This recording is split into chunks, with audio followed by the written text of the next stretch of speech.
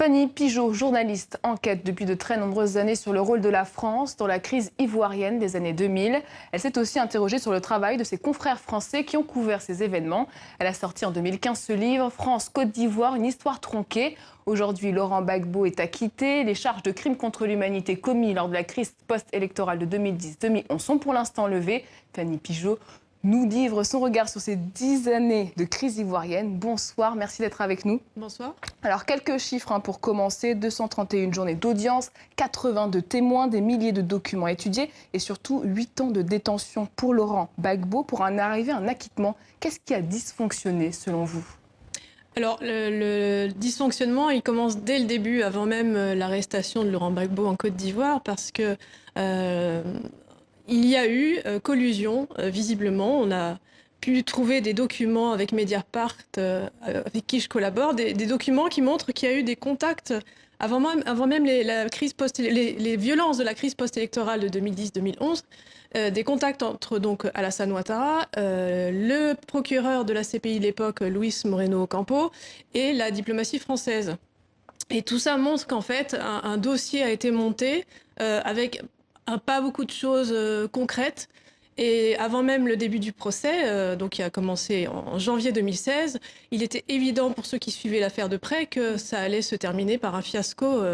Et on y est arrivé effectivement, puisque le juge qui présidait ce tribunal de première instance a jugé exceptionnel, enfin, il a parlé de faiblesse exceptionnelle du dossier d'accusation, enfin, la preuve était d'une faiblesse exceptionnelle, preuve du procureur.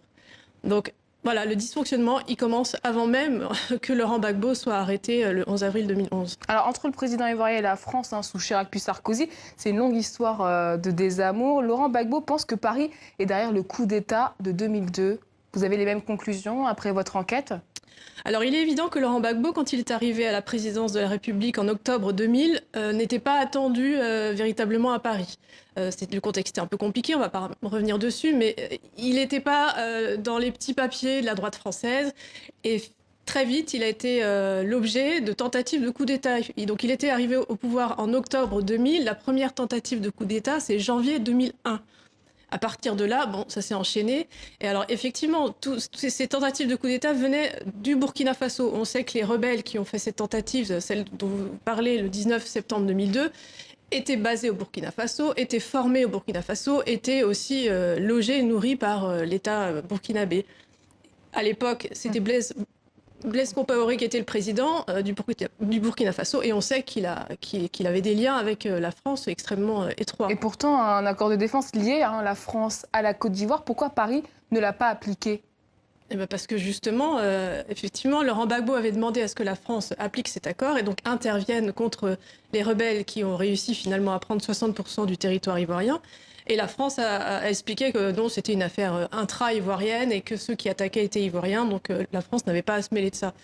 Mais tout montre qu'il y avait des implications étrangères évidentes et que si les rebelles ont pu agir en 2002 contre la Côte d'Ivoire, la France le savait parfaitement et la France visiblement a laissé faire et voire a peut-être aidé. Là, on n'a pas encore les preuves, mais il est évident qu'elle est mêlée à 100% dans cette affaire. Et la France a-t-elle, durant toutes ces années, comme vous l'a dit, Laurent Gbagbo que vous avez rencontré, tout fait pour écarter l'ancien président ivoirien du pouvoir ? Oui, alors il y a eu ces tentatives jusqu'en 2002, et puis à partir de 2003, cette conférence de Marcoussis, où il y a eu un accord qui est sorti de Marcoussis, donc en région parisienne, et tout était organisé par la France, et l'objectif c'était de dépouiller Laurent Gbagbo de ses pouvoirs présidentiels, et voilà, de l'écarter petit à petit du pouvoir.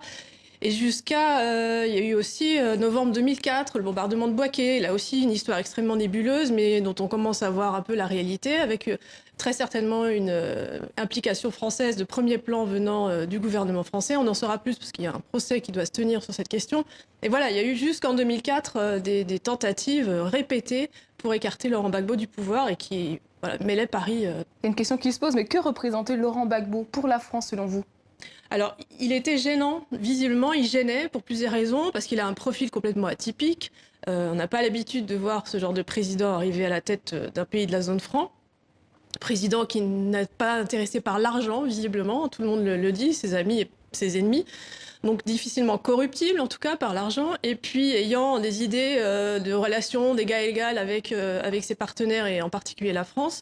Voilà, il y a plusieurs choses comme ça qui gênaient les Français, même si à partir d'une certaine date, à partir de, on va dire, 2003, il a fait énormément de concessions aux intérêts français.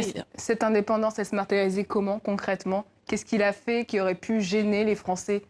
Eh ben, il avait un discours qui était gênant. Il avait un discours sur le franc CFA notamment. Sur le franc CFA. Alors, il n'a pas beaucoup parlé du franc CFA à partir d'une. Voilà, il a été prudent visiblement parce qu'il savait que c'était un sujet explosif. Mais au début, il avait une politique. Il voulait avoir une politique plutôt sociale. De gauche, et encore une fois, la droite française n'était pas prête à ça. Et au niveau des armes aussi, je crois. Oui, il a voulu aussi revoir certains contrats, et avec Bouygues notamment. Enfin bref, très vite, il a été complètement stoppé dans cet élan. Alors, en 2006, Laurent Gbagbo affirme avoir dit à Chirac « Je ne suis pas votre sous-préfet ». Vous pensez, comme lui, qu'il a payé le prix de son indépendance aujourd'hui ? Ah ben, il est évident que oui, encore une fois, il gênait, et qu'il n'était pas question que pour la France officielle, qu'il reste là où il était, parce qu'en même temps, il pouvait aussi donner l'idée à d'autres États de cette fameuse zone franc d'avoir un discours et des pratiques qui s'éloignaient de Paris. Alors Nicolas Sarkozy arrive au pouvoir en 2007, ça a été le début de la fin pour Laurent Gbagbo, en tout cas c'est comme ça qu'il l'analyse. Pourquoi il dit ça ? Non, il pense au départ que ça va être plus reposant, parce que justement, il dit je vais mieux dormir la nuit. Je sais plus, il a une phrase à un moment donné, parce qu'il a cru que Nicolas Sarkozy serait plus, et voilà, aurait une relation un peu plus facile. Ce serait moins chaotique qu'avec le président Chirac. Et bien voilà, il s'est complètement trompé, puisque en 2010, au moment de la fameuse élection présidentielle, la France a tout fait pour soutenir Alassane Ouattara. Et voilà, écarter Laurent Gbagbo très très loin du pouvoir. Et finalement, quelles étaient les relations entre Nicolas Sarkozy et Alassane Ouattara ?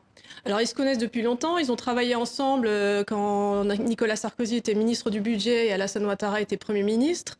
Voilà, et puis ils ont évolué dans des cercles qui étaient à peu près les mêmes. Donc ils se connaissent, et je crois qu'à un moment donné, Ouattara a dit que Nicolas Sarkozy était son plus grand ami ou un de ses plus grands amis. Ça devait être, je crois qu'il avait fait ses déclarations en 2010. Donc voilà, il y a des liens évidents qui dépassent le seul cadre politique et professionnel. Alors, arrivent les élections de 2010, la commission électorale donne Alassane Ouattara vainqueur. Par la suite, la Cour constitutionnelle reconnaît des fraudes dans le Nord et déclare Laurent Gbagbo grand gagnant. Comment se positionnent la France et l'ONU à ce moment-là précisément ? Alors justement, il y a eu beaucoup de choses qui se sont faites pendant cette période-là, beaucoup de manipulations de la part de la commission électorale indépendante, qui n'était pas si indépendante que cela, parce la majorité de ses membres étaient soit membres du parti d'Alassane Ouattara, soit membres de partis affiliés, voilà, du fameux RHDP, la coalition qui est arrivée au pouvoir ensuite. Et puis, il y a eu des pressions terribles qui ont été exercées, on sait, par les ambassadeurs de l'époque, ambassadeurs américains, ambassadeurs français, sur le représentant l'envoyé spécial du secrétaire général de l'ONU à Abidjan, et qui, lui, avait pour mandat de dire si l'élection s'était passée de manière juste, transparente. Il ne devait pas prendre position sur les résultats, il ne devait pas prendre position sur qui a gagné ou pas, et il a été amené à le faire, il a été poussé à le faire par les diplomates occidentaux, et dans un sens que eux voulaient, c'est-à-dire dans le sens annonçant qu'Alassane Ouattara avait remporté l'élection. Or, c'était extrêmement trouble dès le début, dès le premier tour, il y a eu des manipulations. Et Henri Konan Bédier, qui était arrivé officiellement 3e de ce premier tour, a d'ailleurs lui-même dit quelques années plus tard qu'en réalité il était 2e et qu'Alassane Ouattara ne passait pas ce premier tour. Alors vous estimez aussi que les médias français ont aussi joué un rôle dans le conflit. Pourquoi leur grille de lecture était fausse ? Alors, la plupart des médias français, il faut le dire, ont suivi le discours officiel de la France. Elles n'ont jamais vraiment remis en cause ce discours. Vous avez des exemples précis ? Par exemple, sur la commission électorale indépendante, sur ses résultats, les médias français ont toujours quasiment pris pour argent comptant ce que disait Paris. Sur aussi cette tentative de coup d'État de septembre 2002, où il n'y a pas eu vraiment d'enquête de leur part sur qui étaient ceux qui attaquaient, qui les finançait. On n'a jamais vraiment non plus, dans la presse, lu d'articles s'interrogeant sur le fait que Blaise Compaoré, qui était quand même impliqué à 100% dans cette crise, soit devenu tout à coup le médiateur. Voilà, il y a un certain nombre de choses qui ont été soit brouillées, soit passées sous silence. Dénoncer des proximités fautives aussi. Oui, il y a eu un certain nombre de journalistes. Alors moi je pense qu'il y a eu 3 catégories de journalistes. Il y a ceux qui ont suivi le mouvement parce qu'ils n'ont pas eu le temps de se pencher réellement sur la question, parce qu'il faut quand même entrer vraiment profondément dans l'histoire de la Côte d'Ivoire, des relations France-Côte d'Ivoire pour tout comprendre. Et puis il y a ceux qui, effectivement, de manière consciente, ont travesti certains faits ou bien ont caché des choses sur les exactions des rebelles, par exemple. Il y a des choses qu'on connaissait mais qui n'ont pas été racontées. Et puis voilà, il y a quelques journalistes qui ont su quand même dire ce qui se passait. Merci beaucoup Fanny Pigeaud pour ce tour d'horizon. Merci d'être venue sur le plateau de TV5 Monde. Je rappelle que vous êtes l'auteur de France-Côte d'Ivoire, une histoire tronquée. Merci beaucoup.